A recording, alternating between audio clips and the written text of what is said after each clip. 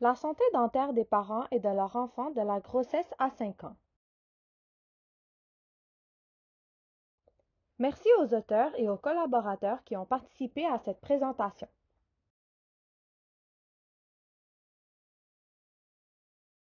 Si vous êtes un intervenant qui travaille auprès des familles en périnatalité ou en petite enfance, cette formation est pour vous. Vous n'avez pas besoin de connaître le domaine dentaire, car cette formation vise justement à outiller tous les intervenants pour qu'ensemble, on porte des messages communs de prévention auprès de la population. À la fin de cette formation, les participants seront en mesure de reconnaître l'importance de la santé dentaire et les liens avec la santé générale et le développement de l'enfant, ainsi que d'identifier les bons conseils de prévention à donner selon l'âge de l'enfant. Voici le plan de la formation. Après une brève introduction, nous discuterons de la santé dentaire durant la grossesse. Ensuite, nous parlerons de la santé de la bouche selon l'âge de l'enfant. À la fin de cette formation, nous terminerons avec les outils à télécharger. Bonne formation! Je vous présente Madame Curieuse. Madame Curieuse nous accompagnera tout au long de la formation et ses questions piqueront assurément votre curiosité. Déjà, Madame Curieuse a une intervention à faire. Pour lui répondre, nous allons discuter des conséquences d'une mauvaise santé de la bouche sur la santé générale et sur le développement des enfants.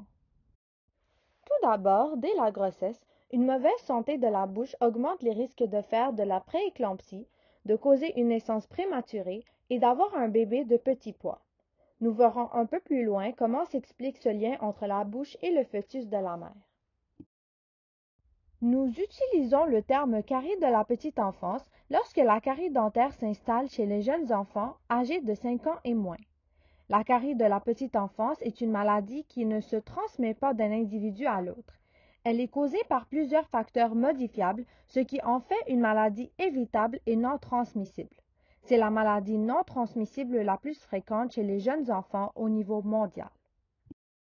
La carie de la petite enfance peut causer de la douleur et affecter le sommeil et aussi l'alimentation. On n'a qu'à penser à la mastication des fruits et légumes frais par exemple, qui nécessite d'avoir des dents en bonne santé et sans douleur. Lorsque la capacité à s'alimenter est affectée, on peut constater une détérioration de l'état nutritionnel et cela peut même entraîner un retard de croissance. La douleur peut également affecter le comportement, la concentration et l'apprentissage de l'enfant. Au Québec, la carie dentaire est responsable de bon nombre de jours d'école manqués et de jours de travail manqués pour les parents. Finalement, la dentition peut affecter l'estime de soi de l'enfant, surtout lorsque les caries ou les réparations sont visibles en avant, qu'il y a des dents manquantes ou qu'il y a une mauvaise odeur associée à la condition de la bouche. Selon l'Organisation mondiale de la santé, la carie de la petite enfance se caractérise par l'une ou plusieurs des caractéristiques suivantes: la présence de taches blanches sur les dents de bébé près des gencives, les cavités sur les dents, des plombages ou des dents manquantes qui témoignent que l'enfant a déjà eu des caries dans le passé. Les plombages sont faciles à reconnaître lorsqu'ils sont gris, mais l'enfant peut aussi avoir des réparations de couleur blanche. Il peut aussi être possible de visualiser la présence de bosses vis-à-vis une dent ou d'un écoulement purulent sur la gencive. L'enfant pourrait verbaliser la présence d'un mauvais goût dans la bouche. Voici une statistique qui peut faire réagir. La carie dentaire est la première cause d'anesthésie générale chez les enfants de 0 à 5 ans au Canada. Au Québec, cela représente environ 3200 enfants par année, âgés de 1 à 4 ans, qui sont endormis pour réparer les dents.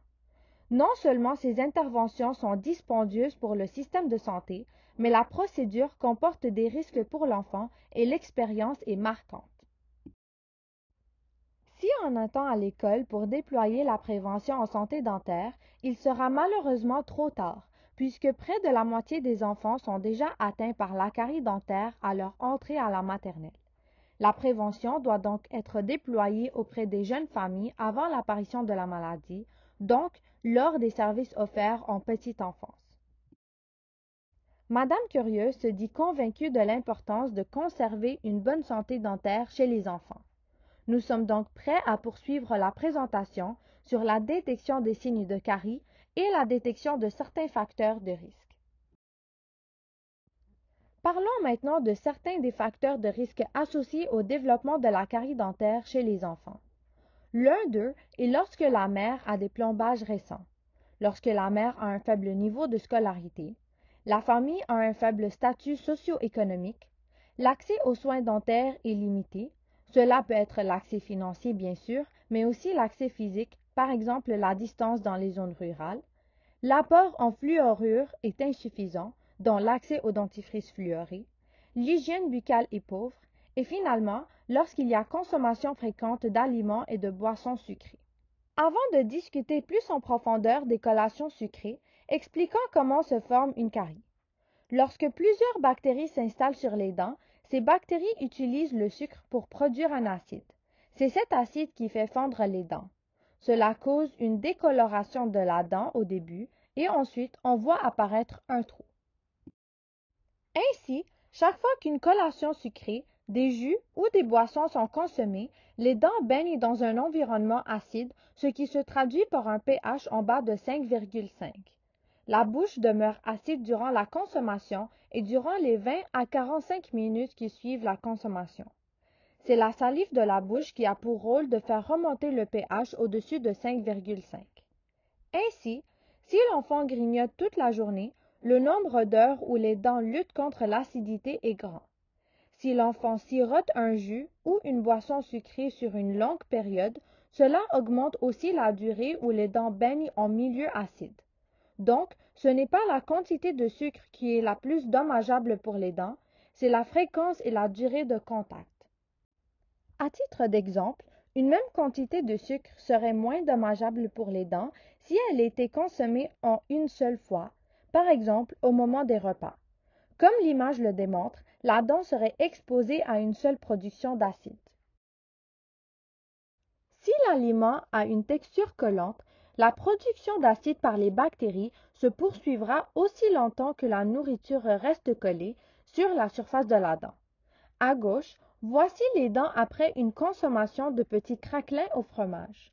Même après un brossage des dents, certains aliments restent quand même collés sur le dessus des dents. C'est pourquoi les collations faibles en sucre et qui ne collent pas aux dents sont les collations idéales pour les dents. Ainsi, voici le résumé qui concerne les collations saines pour les dents. Préférez les collations faibles en sucre qui ne collent pas aux dents. Si des aliments sucrés ou collants sont consommés, les servir au moment des repas et non en collation. En tout temps, l'eau est la boisson de choix. C'étaient les messages clés à retenir. Parlons de la prévention à déployer. Quand faut-il débuter la prévention en santé dentaire selon vous? Il faut commencer dès la planification de la grossesse. Débutons la section sur la grossesse. Le lien entre les maladies de la bouche et les risques associés à la grossesse peuvent être vulgarisés ainsi. La bouche est une immense porte d'entrée vers le reste du corps. Les bactéries présentes dans la bouche peuvent traverser facilement les gencives et circuler dans le sang. Elles peuvent ensuite aller s'installer dans les organes du corps.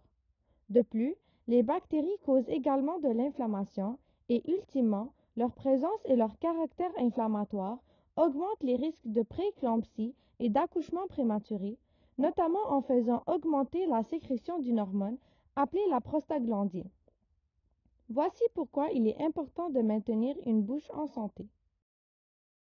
Durant la grossesse, il est fréquent d'observer des gencives enflées, rouges, sensibles et qui saignent au brossage.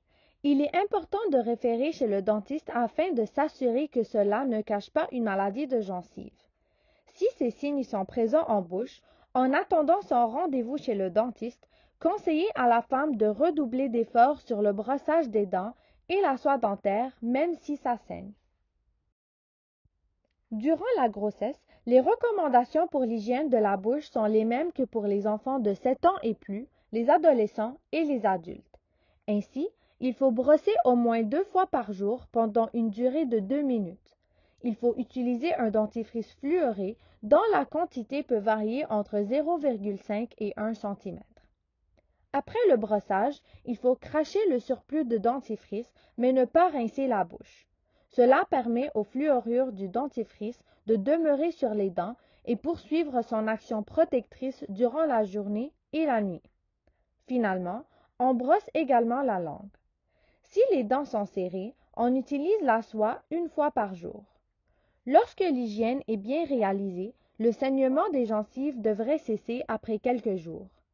À noter que cette fiche résumée est disponible en ligne sur québec.ca pour téléchargement.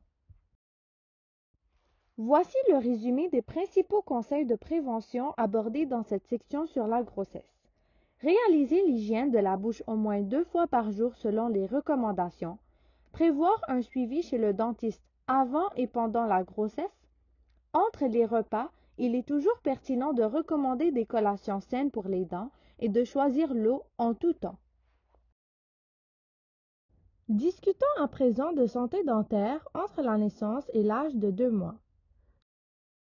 Concernant l'allaitement, rappelons la recommandation de nourrir l'enfant exclusivement au lait maternel de la naissance à 6 mois, puis de poursuivre l'allaitement avec l'introduction d'aliments complémentaires jusqu'à l'âge de 2 ans et plus.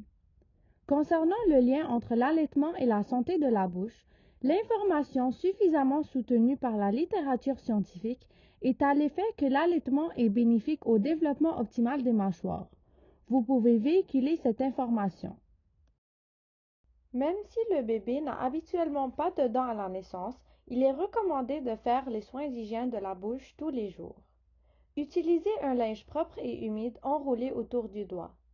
Nettoyer les gencives et l'intérieur de la bouche tous les jours et faire un massage délicat des gencives et de l'intérieur de la bouche. Lavez le linge ou la débarbouillette à chaque utilisation.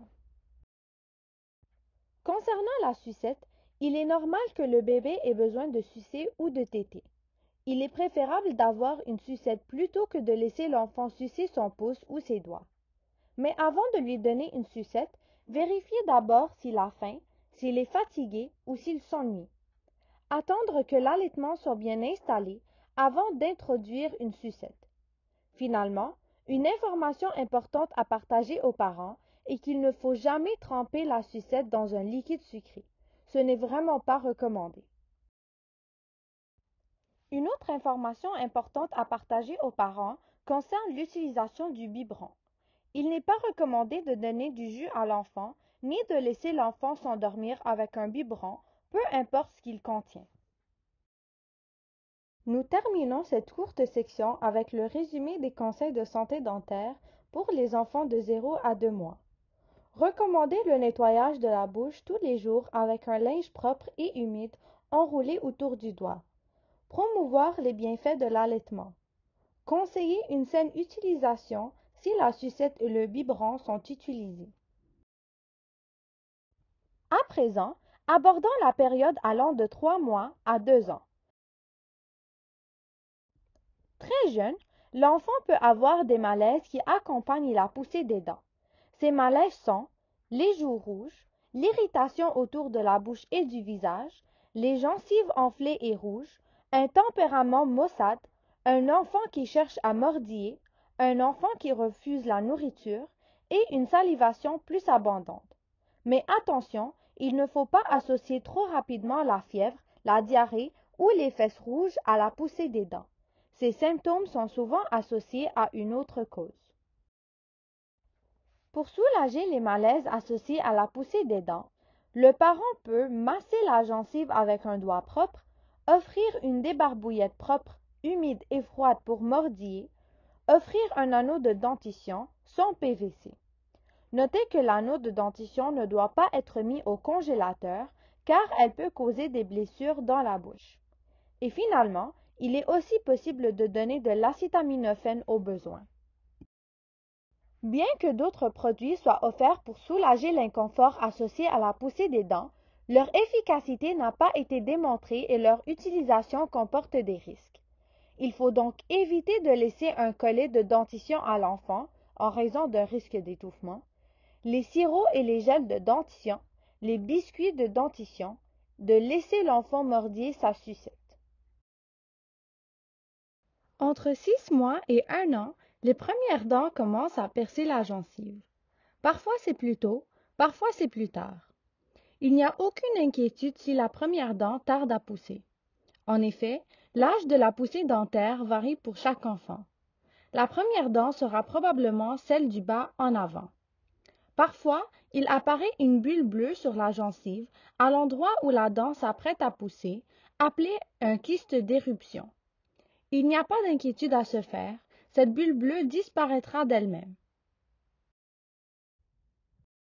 Dès que la première dent apparaît, il faut débuter le brossage des dents avec un dentifrice fluoré. Ne vous fiez pas à ce qui est écrit sur le tube de dentifrice. La recommandation au Québec est de débuter l'utilisation du dentifrice fluoré dès la première dent en bouche. Pour les enfants qui ont moins de 3 ans, la quantité doit correspondre à un grain de riz. À cette quantité, le dentifrice est sécuritaire même s'il est avalé. Le parent doit garder le tube de dentifrice hors de la portée des enfants. Le brossage doit se faire au moins 2 fois par jour. Adaptez le temps de brossage selon le nombre de dents en bouche. Lorsque l'enfant aura toutes ses dents, il est recommandé de brosser durant 2 minutes. Voici quelques trucs pour bien choisir et conserver la brosse à dents de l'enfant. La grosseur doit être adaptée à la grandeur de la bouche de l'enfant. Choisir des poils souples. Rincer la brosse à dents sous l'eau après chaque utilisation. Laissez sécher la brosse à l'air libre tête vers le haut.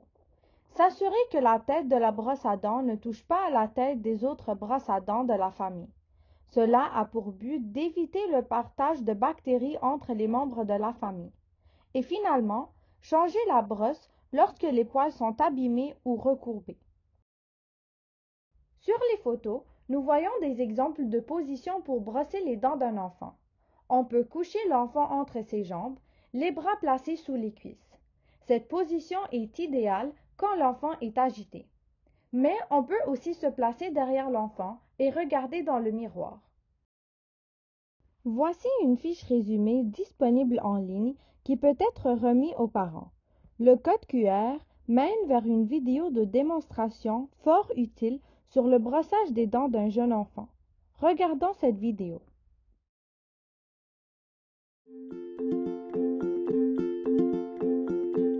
La difficulté de brosser les dents d'un tout petit bébé, c'est évidemment la coopération. Donc, l'enfant de moins de 3 ans, généralement, ne va pas se laisser faire, mais il ne faut pas avoir peur, puis il ne faut pas penser qu'on va traumatiser l'enfant parce qu'on lui brosse les dents. Il faut se mettre dans une position qui est sécuritaire. Donc, on va coucher en général l'enfant sur nous. On peut le faire sur le lit, sur le canapé, sur le sol, mais il faut s'assurer qu'on arrive à bien maîtriser la tête de l'enfant qui va bouger pour éviter de le blesser. On prend une brosse à dents qui est petite, donc une petite tête avec des soies souples pour réussir à avoir accès aux surfaces dentaires. On recommande aussi généralement l'utilisation d'un dentifrice fluoré, même en très bas âge, donc dès que l'apparition de la première dent. Le fluor va protéger les dents contre la carie dentaire. Le tout petit enfant, principalement celui de moins de 3 ans, ne crache pas, donc il faut contrôler la quantité de dentifrice qu'on va mettre sur la brosse à dents.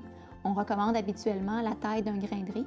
On peut même aussi diminuer la quantité de dentifrice si on le souhaite. On veut brosser les dents 2 fois par jour, le matin après le déjeuner et le plus important, le soir avant d'aller au lit. Idéalement, après le brossage du soir, l'enfant va prendre seulement de l'eau, éviter les liquides sucrés, le jus, le lait, juste après le brossage des dents le soir. Le brossage des dents des enfants de 3 ans et plus est souvent un petit peu plus facile. L'enfant est plus vieux, donc plus coopératif, mais aussi l'enfant aura été habitué à se faire brosser les dents depuis qu'il est tout petit. Ce qui est important, c'est de bien se positionner dans une position qui est sécuritaire. Donc, on va coucher l'enfant sur le dos, sur son lit, par terre, sur un canapé.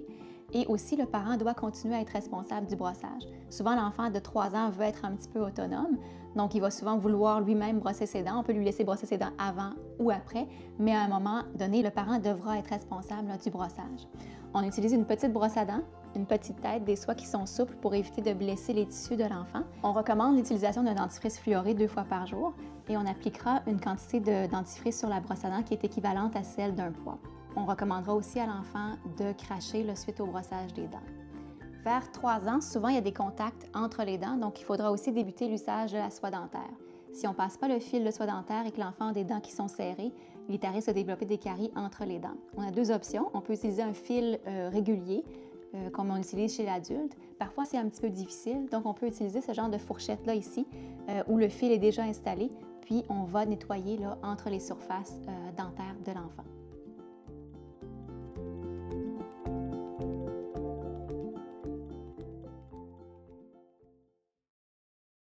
Pour aider à la collaboration de l'enfant, il peut être utile d'introduire le brossage des dents dans une routine du matin et du soir. Le saviez-vous? Après le brossage, il faut cracher le surplus de dentifrice, mais ne pas rincer la bouche par la suite. Ceci permet aux fluorures du dentifrice de continuer à protéger les dents contre la carie. Et cette recommandation est valable à tout âge. Pour détecter les signes de carie de la petite enfance, l'exercice à réaliser se nomme le soulève la lèvre. Cette technique est simple et consiste à se placer derrière ou devant l'enfant pour soulever sa lèvre du haut avec les doigts. Vous pouvez le faire vous-même ou demander aux parents de le faire. Assurez-vous d'avoir les mains propres. Le port de gants est indiqué si vous devez toucher l'intérieur de la bouche ou s'il y a une plaie sur vos mains ou une plaie sur les lèvres de l'enfant. Autrement, un lavage adéquat des mains est suffisant. Pour faire cet exercice, vous avez plusieurs positions possibles.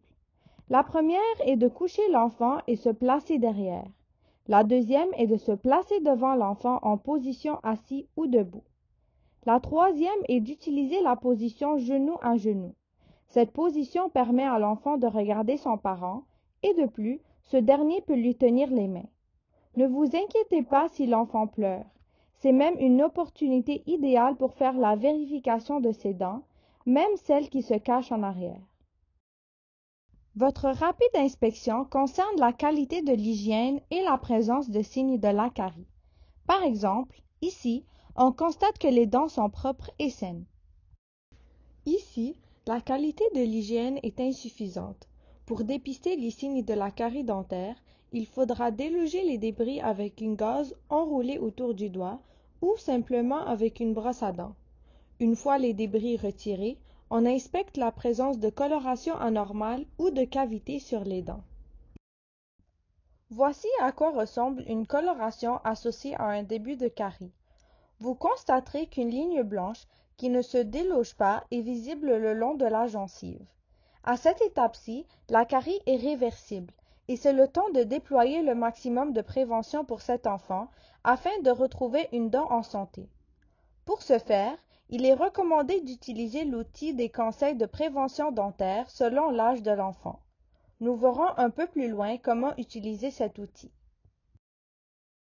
Lorsque la décoloration blanche est située à un autre endroit sur la dent, il ne s'agit habituellement pas des premiers signes de la carie dentaire.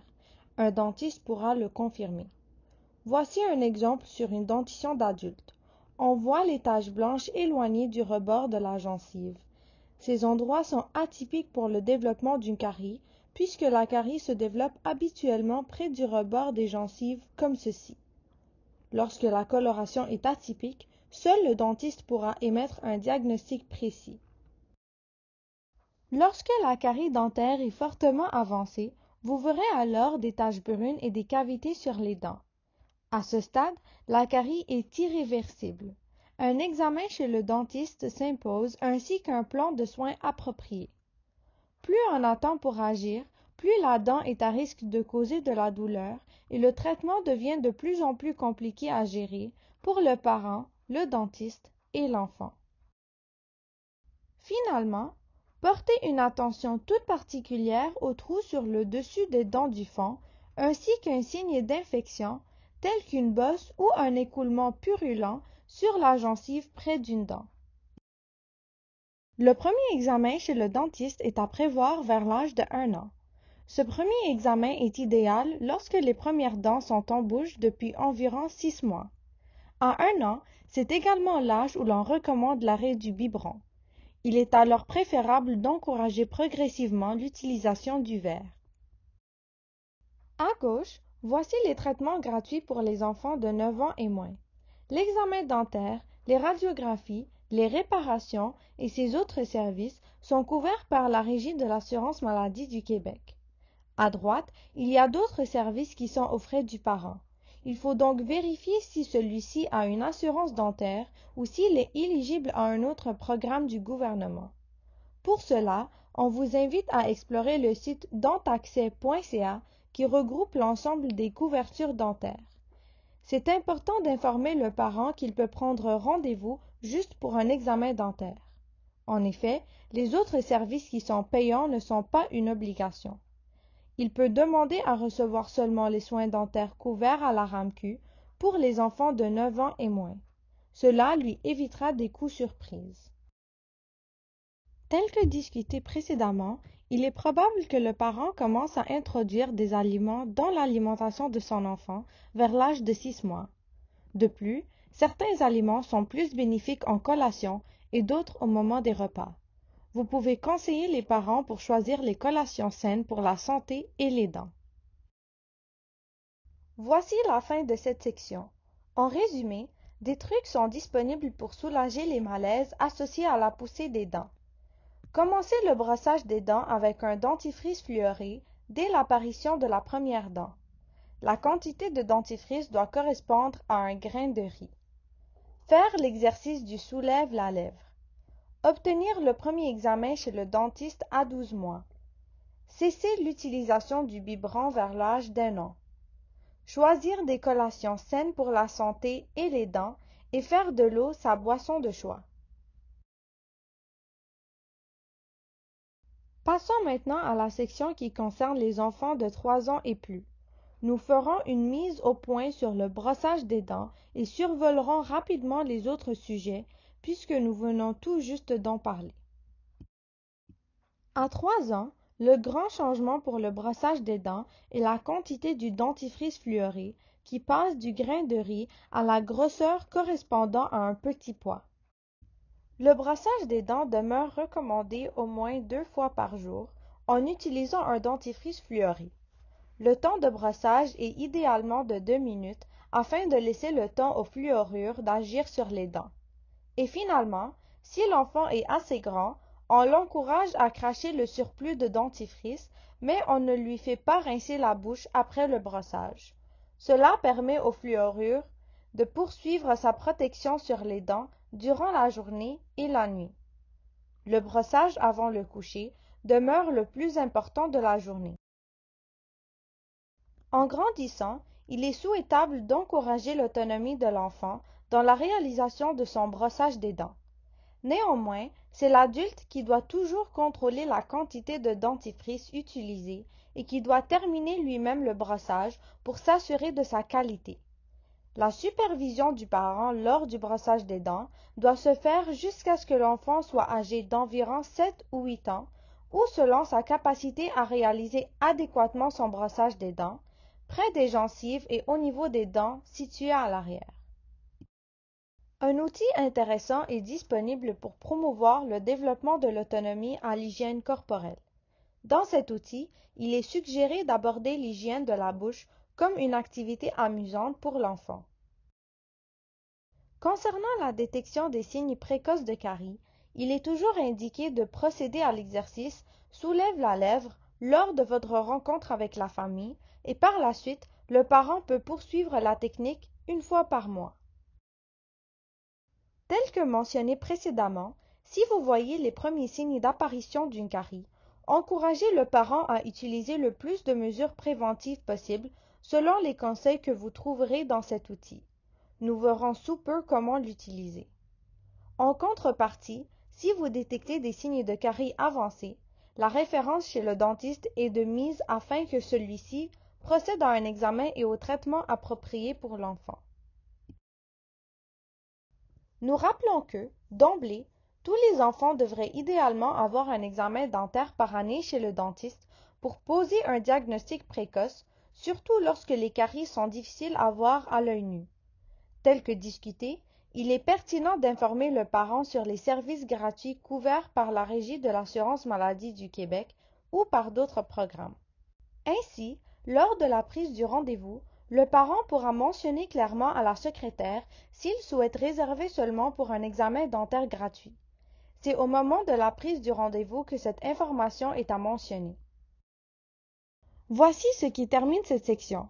Avec un enfant de 3 ans et plus, Nous avons appris que la quantité de dentifrice fluoré doit correspondre à un petit pois et qu'il faut brosser les dents au moins 2 fois par jour durant 2 minutes, qu'il est recommandé d'obtenir un examen préventif chez le dentiste au moins une fois par année, que l'exercice soulève la lèvre est à pratiquer tous les mois à la maison.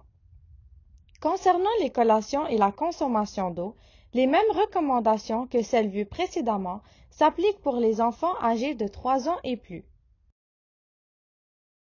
Nous entamons la dernière section qui concerne les outils à votre disposition. Le principal outil qui accompagne cette formation est l'outil de prévention pour la santé dentaire. Il vous permet de choisir l'âge de l'enfant et d'avoir accès aux recommandations appropriées. Oh, Madame Curieuse est de retour. D'accord, fournissons-lui d'autres outils. Si vous êtes une infirmière ou un médecin et que vous suivez de jeunes enfants vivant avec des facteurs de vulnérabilité socio-économique ou avec des signes visibles de la carie, il vous est possible d'appliquer du vernis fluoré 5% sur la dentition de l'enfant. Pour être efficace, il vous faudra prévoir au moins 2 applications de vernis par année, aussi longtemps que l'enfant est à risque ou tant que les ressources le permettent. Ces applications de vernis fluoré doivent s'intégrer dans les suivis déjà existants dans le cadre de votre travail. En effet, il ne serait pas efficace de faire une seule application de vernis à un enfant et il serait sous-efficient de prévoir un rendez-vous supplémentaire seulement pour procéder à une seconde application. Ce faisant, ce service est envisageable seulement s'il s'intègre dans les suivis déjà existants avec les familles vulnérables. Au total, il est recommandé d'avoir jusqu'à 4 applications de vernis par année auprès des clientèles à haut risque de carie. Si vous en appliquez 2 fois par année et que l'hygiéniste ou le dentiste en applique 1 ou 2 fois supplémentaires, votre action combinée sera plus efficace pour prévenir la carie auprès des enfants à haut risque de développer la maladie. Il y a une seule contre-indication à l'application de vernis fluoré. C'est l'allergie à la colophane. La colophane donne la texture collante au vernis. Les enfants allergiques à la colophane sont ceux qui sont allergiques au diachylon, aux élastiques de vêtements, etc. L'allergie au colophane est assez rare, mais sachez qu'il existe des vernis fluorés sans colophane. Comme on peut le constater ici dans l'article de la loi 36 qui définit le champ d'exercice de la profession infirmière, l'exercice infirmier consiste à évaluer l'état de santé, déterminer la réalisation du plan de soins et de traitement infirmier, assurer la réalisation du plan de soins et de traitement infirmier, prodiguer les soins et les traitements infirmiers et médicaux, dans le but de maintenir et de rétablir la santé de l'être humain en interaction avec son environnement, prévenir la maladie et offrir le soulagement approprié des symptômes. Voici une démonstration d'application de vernis fluoré sur la dentition d'un enfant. Pour un jeune enfant, la technique genou à genou est à privilégier. Dans cette vidéo, une gaze 2 par 2 est utilisée afin d'éponger les surplus de salive de l'enfant, une section à la fois. Le vernis fluoré doit être appliqué sur l'ensemble de la dentition et sur toutes les faces des dents. Il est recommandé de consulter les instructions du manufacturier pour informer les parents du délai avant de manger après l'application.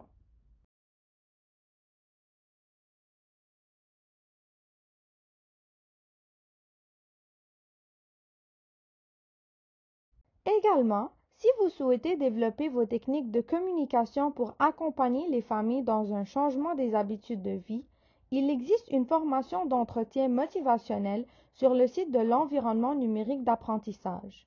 Toutefois, cette formation est exclusive aux intervenants qui travaillent dans le réseau de la santé, soit dans un CIS ou un CIUS.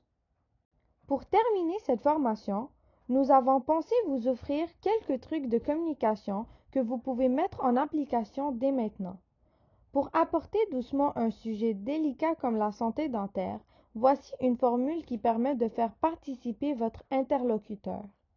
Il s'agit de demander, fournir une information et demander à nouveau. Voici un exemple concret. Si vous êtes d'accord, J'aimerais parler de santé dentaire pendant la grossesse. Si la personne est d'accord, vous poursuivez. Que savez-vous de la santé de la bouche pendant la grossesse? Votre interlocuteur vous répond et vous l'écoutez. Après avoir écouté sa réponse attentivement, vous pouvez dire: me permettez-vous de vous en parler un peu plus? Elle vous répond oui. C'est à ce moment que vous pouvez discuter d'une recommandation en utilisant des mots simples ou encore mieux, en utilisant les propres mots que la personne a utilisés. Rappelez-vous de limiter votre nombre de messages par rencontre. Lorsque la connaissance est acquise, vous pourrez ajouter une autre information ou recommandation à la prochaine rencontre. Finalement, terminons avec 2 ressources utiles pour la population. Le premier est une formation gratuite et interactive pour la population québécoise, tout âge confondu.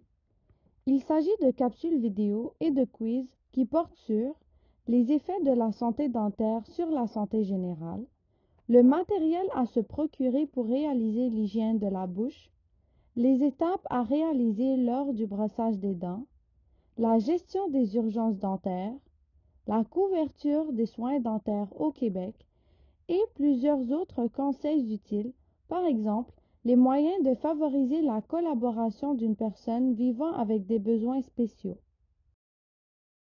La présentation se termine ici. En tant qu'intervenant, vous êtes un maillon essentiel de la chaîne pour permettre un développement optimal des enfants. N'hésitez pas à communiquer avec le dentiste conseil de santé publique ou l'hygiéniste dentaire de santé publique de votre région pour obtenir du soutien supplémentaire. Merci de votre participation et nous vous souhaitons une bonne santé dentaire à vous et à votre clientèle.